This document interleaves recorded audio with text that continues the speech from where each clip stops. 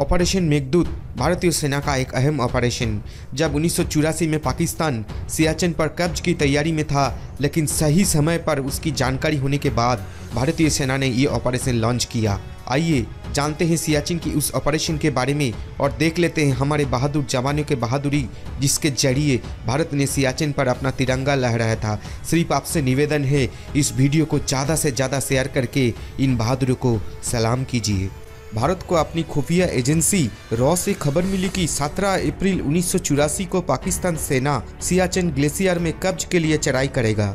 आपको बता दें, सियाचिन दुनिया का सबसे ऊंचा रण क्षेत्र, जहां अक्सर दिन में तापमान 0 से 40 डिग्री नीचे और रात में -70 डिग्री तक चला जाता है। सामरिक रूप से ये भारत और पाकिस्तान के लिए बहुत महत्वपूर्ण माना जाता है।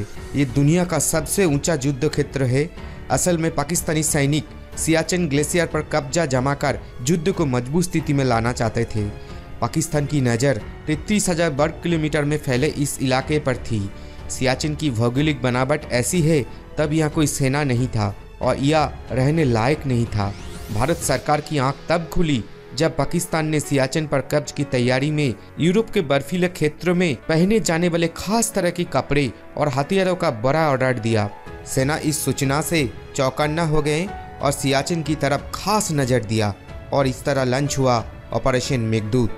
भारतीय खुफिया एजेंसी रॉ से मिली इनपुट के बाद भारतीय सेना तुरंत हरकत में आ गए। जल्द ही सेना के जवानों को अपनी अपनी पोस्ट पर रणनीति के हिसाब से तैनात होने का हिदायत दी गई। उनसे कहा गया कि किसी भी सूरत में पाक सैनिक एक भी इंच आगे नहीं बढ़ने चाहिए, क्योंकि रॉ से मिले इनपुट के हिसाब से पाकिस्तानी सेना ने 17 अप्रैल तक ग्लेशियर पर कब्जा करने की योजना बनाई थी। ऐसे में इस ऑपरेशन के तहत भारतीय सेना 4 दिन पहले ही ग्लेशियर पर पहुंचकर पाकिस्तानी सेना के मंसूबे पर पानी फेर देना चाहती थी। खास बात यह थी कि बर्फ में पहने जाने वाले कपड़े और साजो सामान सेना के पास 12 अप्रैल रात को ही पहुंचे थे। ऑपरेशन का पहला चरण ग्लेशियर की पूर्वी बेस के लिए पैदल मार्च के साथ शुरू हुआ। कुमेरू रेजिमेंट युद्ध सामग्री के साथ जोजिला दर्ज से होते हुए सियाचिन के ओर बढ़ी। Brigadier DK. खन्ना की टीम पाकिस्तानी रडार द्वारा बड़ी सैनिक की गतिविधियों को पता लगाने से बचने के लिए पैदल ही चले थे। वहां पर घेरने के बाद दूसरी यूनिट अप्रैल में आगे बढ़ी। इसने सॉलिटरी रिज के तक जाने वाले सियाला और बिलाफोर्ड ला पर अपनी पकड़ बना ली, जिससे पाकिस्तान की सियाचिन तक पहुंच वाले रास्ते बंद हो गए। इधर और भी भारतीय सैनिकों को वायुसेना की विमान से ऊंचाई वाली एयरफील्ड तक पहुंचाया गया। वहां से चेतक और चीता हेलीकॉप्टर के जरिए सैनिकों को ग्लेशियर की उन चोटियों तक पहुंचा दिया गया।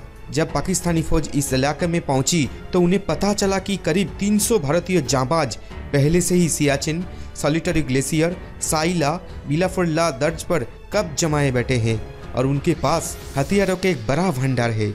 वो घुसने की कोशिश में खड़े रहे, लेकिन हमारे जवानों के आगे ज़्यादा कुछ कर नहीं पाए और 13 अप्रैल वहाँ भारत का तिरंगा लहराने लगा। तब से भारतीय फौज सियाचिन की दुर्गम पहाड़ियों पर हर तरफ की मुश्किल हालातों को सामना करते हुए डटी हुई है। सियाचिन की भौगोलिक बनावट ऐसी है कि भारत की तरफ से सियाचिन की खड़ी चढ़ाई है और इसलिए ऑपरेशन मेघदूत को काफ़ी मुश्किल माना गया था, जबकि पाकिस्तान की तरफ से ये ऊंचाई काफ़ी कम है। सियाचिन की एक तरफ पाकिस्तान की सीमा है तो दूसरी तरफ की चीन की अक्साई चीन इस इलाके को छूती है। ऐसे में अगर पाकिस्तानी सेना ने सियाचिन पर कब्ज कर लिया होता तो पाकिस्तान और चीन की सीमा मिल जाती। चीन और पाकिस्तान का ये गठजोड़ भारत के लिए कभी भी घातक साबित हो सकता था। सबसे अहम यह है कि इतनी ऊंचाई से दोनों देशों की गतिविधियों पर नजर रखना भी आसान है। उसके बावजूद भारतीय सैनिकों ने पाकिस्तानी सैनिकों से आगे रहे। इसलिए दुनिया भर की जो सफल लड़ाइयाँ हुई है उनमें ऑपरेशन मेघदूत का नाम भी है। ये अपनी तरफ से एक अलग ही युद्ध था, जिसमें भारतीय सैनिकों ने -60 से -70 डिग्री के तापमान में सबसे ऊंची पहाड़ियों पर जाकर फतेह हासिल की। पाकिस्तान के लिए यह हार काफ़ी शर्मनाक थी। दोस्तों, मेरे तरफ से भारत के उन बहादुर सपूत को कोटि कोटि प्रणाम। हम सभी भारतीय जन्म जन्म इसके ऋणी रहेंगे।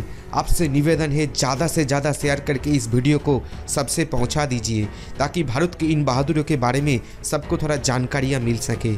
वीडियो अच्छा लगे तो लाइक करें और वीडियो देखने के लिए इस चैनल को सब्सक्राइब करें।